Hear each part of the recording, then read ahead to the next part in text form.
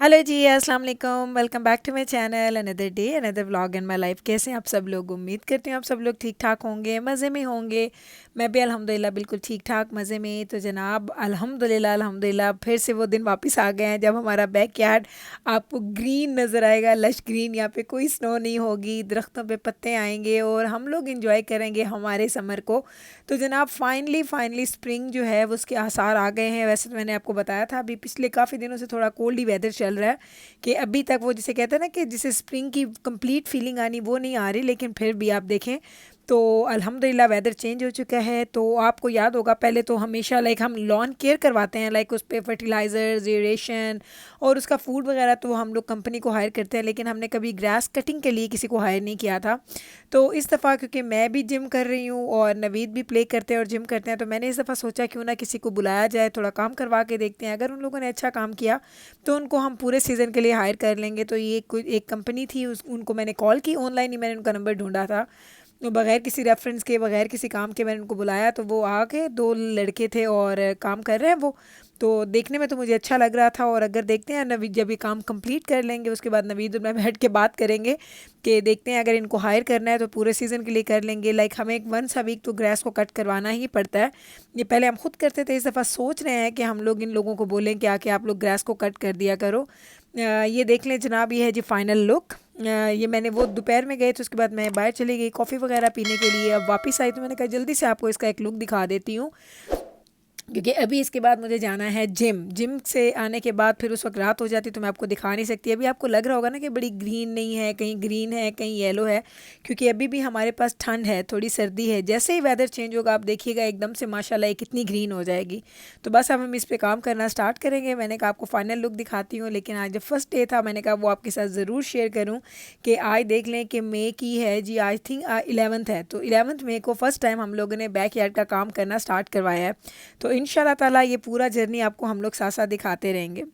तो जनाब मैंने ये आपको बताया था, कॉफ़ी पी के आई थी, मैंने आपको दिखा दिया था बैकयार्ड का एक लुक और उसके बाद मैं चली गई थी जिम। आप जिम से वापस आ रही हूँ और जिम से वापस आते हुए आज मुझे शायद नवीद ने सुबह बोला था कि दजाना या मीकाइल, मीकाइल को ज़्यादा शौक है, तो मीकाइल ने के फरमाइश की थी कि उसको खाना है जी मैरी ब्राउन्स। तो काफ़ी दिन हो गए थे, रमज़ान से पहले हमने खाया था, रमज़ान के बाद अभी हमने दो दफ़ा बाहर से खाना खाया। एक दफ़ा हम लोग गए थे कबाब हाउस और एक दफ़ा हम लोग गए थे पिज़्ज़ा खाया हम लोगों ने। उसके अलावा हमने बाहर से भी खाना नहीं खाया। तो आज वो जी उसका दिल कर रहा था कि मुझे खाना है जी मैरी ब्राउन्स।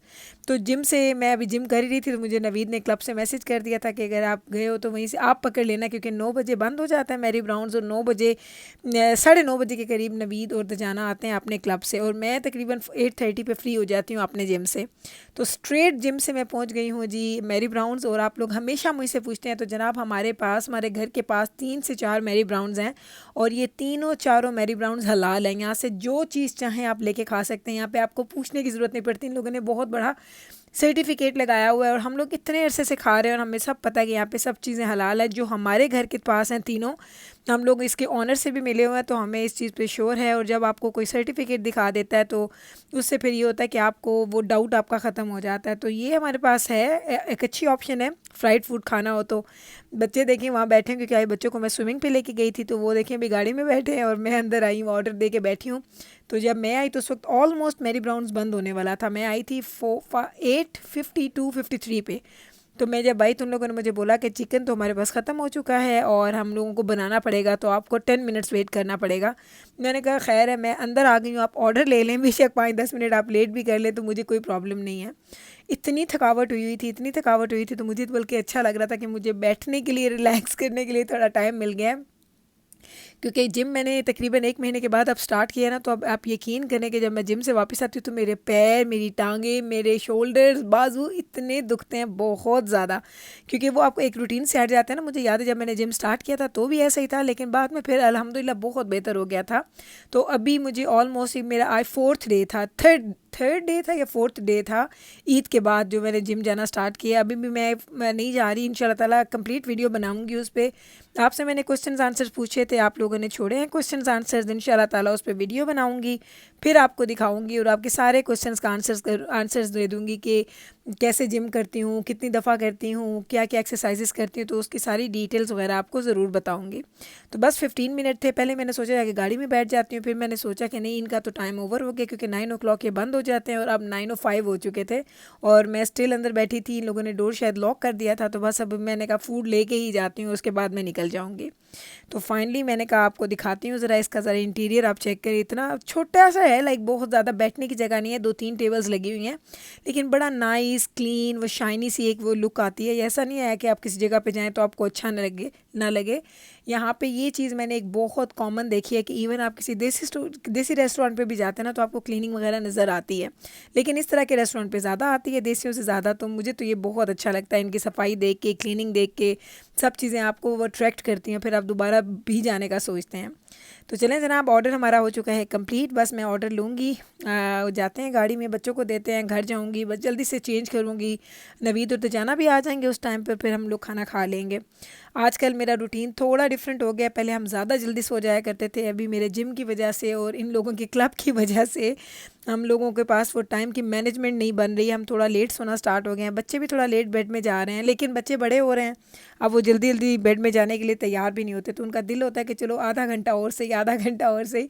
वैसे भी सारा दिन उनका इतना बिजी गुजरता है, स्कूल से बड़ा लेट आते हैं, उसके बाद उनकी कुरान क्लासेस होती हैं, फिर वीक में 2 दफ़ा उनको मैं स्विमिंग के लिए लेके, देखें जिब्राइल के बाल आपको गीले लग रहे होंगे, अभी स्विमिंग करके हम लोग आए हैं। स्विमिंग करते हैं, फिर जब ये वापस आते हैं, फिर खाना खाना, उसके बाद उनको घंटा तो चाहिए होता है कि हम लोग टीवी देख लें।